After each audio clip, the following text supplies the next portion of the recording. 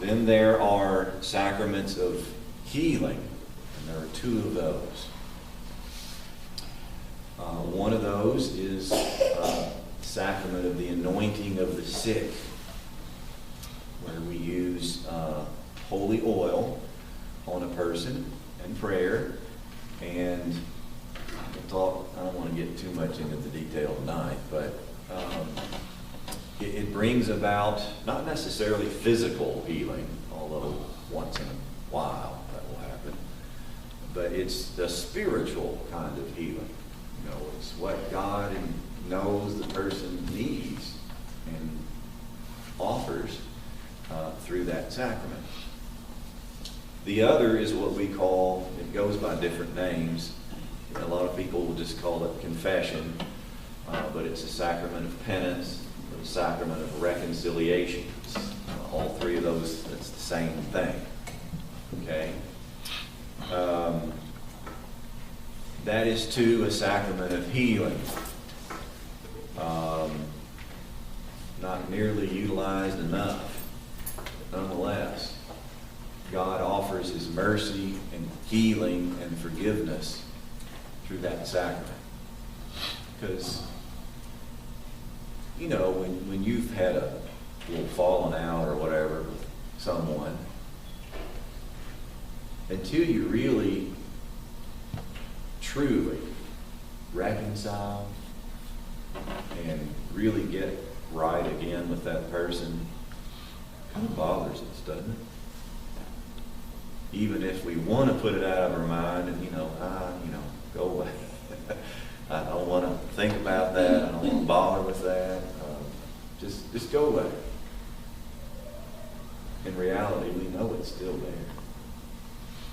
Even if it's kind of in our peripheral vision. It's there. We know it's there. And how much better off we are when we just admit it's there. All right, you're there. So what are we going to do about it? Well, how about you go and make it right again? Yeah, I probably ought to do that. And then, and only then, does it really, truly, completely go away. So, I've certainly had that experience. I think we all have. That's what that sacrament's about. That's what that's about. And that is healing, isn't it? Doesn't it heal the rich, restore the relationship? Okay. Then there's two more sacraments that are sacraments of service, or sometimes also called sacraments of vocation. Vocation just means a calling. It comes from the Latin word vocare, it means to call. Okay? One of those is matrimony or marriage. That's a sacrament of service or a sacrament of vocation. So meaning that God calls us to marriage. And the other is what we call holy orders. That is when a man is ordained as a deacon or a priest or a bishop. He's receiving the sacrament of holy orders. Okay? And that is I think it mentioned in here somewhere in the leaflet about that it's that along with that comes a call to leadership in the church, which that's true. I mean, that is part of the deal. Okay? So where do these sacraments, 7 sacraments, come from? Well, the short answer to that is Jesus. That's where they come from.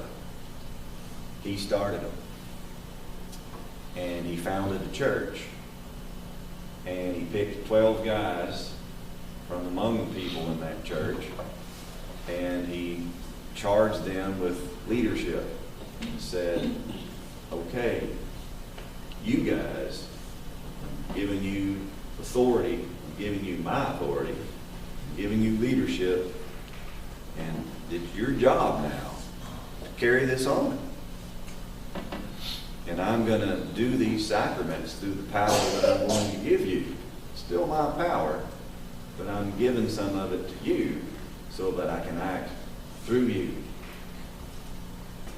And that has happened in an unbroken chain now for, well, a little over 2,000 years. It's still happening. That's how God chooses to do it. Of course he could have done it any way he wanted to do it. That's how he chose to do it.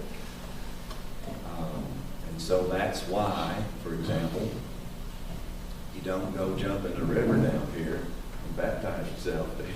No, don't do that. You don't sort of get together somewhere and marry yourself, do you? No, you don't say mass for yourself, do you? No, because we understand that this is the way that Jesus has set it up here.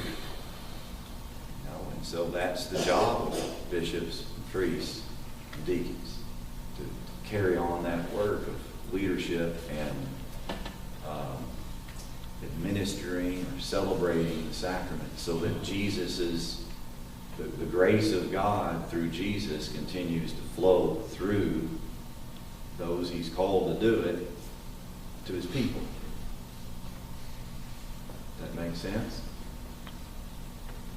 And that unbroken chain, we talked about this, I think, a little bit back towards the beginning. If you may recall the word apostolic succession, does that ring any bells? It's not. Don't see any dinging going on. Okay. That unbroken chain from the apostles to the present day, that's what we call apostolic succession. Succeed means to follow. So there were people that the apostles passed on what Jesus had given them to, and they passed it on, and they passed it on, and they passed it on, and that's just kept happening. And it's still happening. Okay, and that's how God chooses to bring the sacraments to his people. That's the way he set it up. Okay?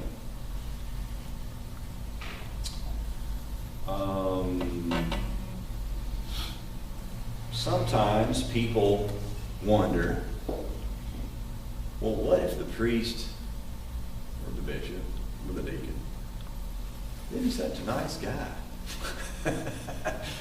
You know, in fact, what if he's a real jerk?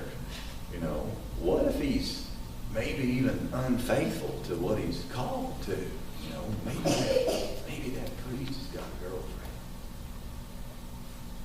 You know, of course that wouldn't be right. So, and he's running around doing these sacraments?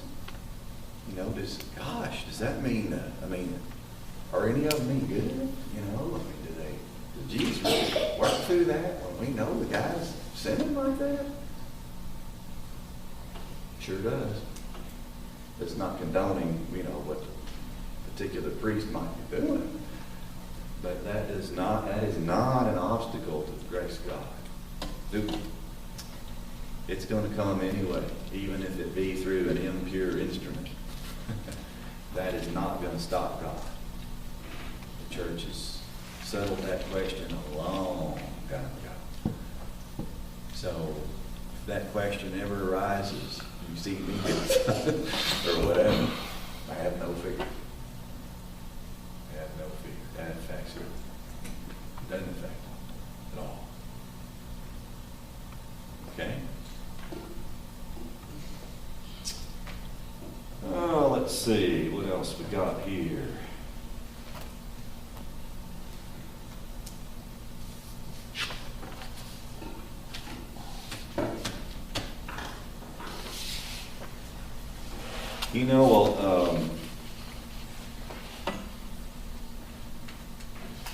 A lot of times we do celebrate sacraments